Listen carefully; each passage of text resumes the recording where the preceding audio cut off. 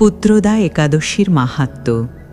যুধিষ্ঠির মহারাজ ভগবান শ্রীকৃষ্ণের কাছে পৌষ মাসের শুক্লপক্ষের একাদশী সম্পর্কে জিজ্ঞেস করেছিলেন। এই একাদশী পুত্রদা নামে প্রসিদ্ধ।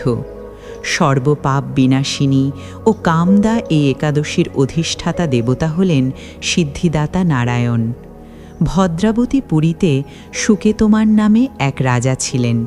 তার রানীর নাম ছিল শৈবা। রাজদম্পতি বেশ সুখেই দিন যাপন করছিলেন।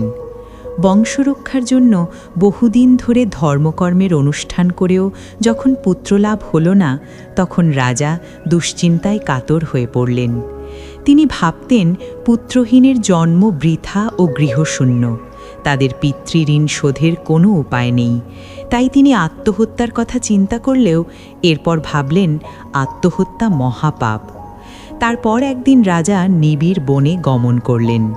বনভ্রমণ করতে করতে দ্বীপ্রহর অতিক্রান্ত হলে রাজা ক্ষুধা তৃষ্ণায় কাতর হলেন। তিনি চক্রবাক, রাজহংস এবং নানা রকম মাছে পরিপূর্ণ একটি মনোরম সরোবর দেখতে পেলেন। সরোবরের কাছে মুনিদের একটি আশ্রম ছিল। সরোবর তীরে বেদ পাঠরত মুনিগণ রাজার প্রতি প্রসন্ন হয়ে তাদের সেই স্থানে আসার কারণ ও পুত্রদা একাদশীর কথা জানালেন। মুনিদের কথা শোনার পর যথাবিধানে রাজা কেবল ফলমূলাদি আহার করে সেই ব্রত অনুষ্ঠান করলেন। দ্বাদশী দিনে উপযুক্ত সময়ে শস্যাদি সহকারে পালন করলেন।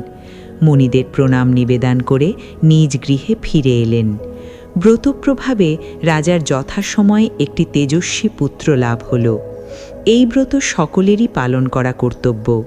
নিষ্ঠা সহকারে যারা এই পুত্রদা একাদশী ব্রত পালন করবে, তারা পুত নামক নরক থেকে পরিত্রাণ লাভ করবে। এই ব্রতকথা শ্রবণ কীর্তনে অগ্নিষ্টম যজ্ঞের ফল পাওয়া যায়। ত্রিলোকে এর মতো শ্রেষ্ঠ ব্রত নেই।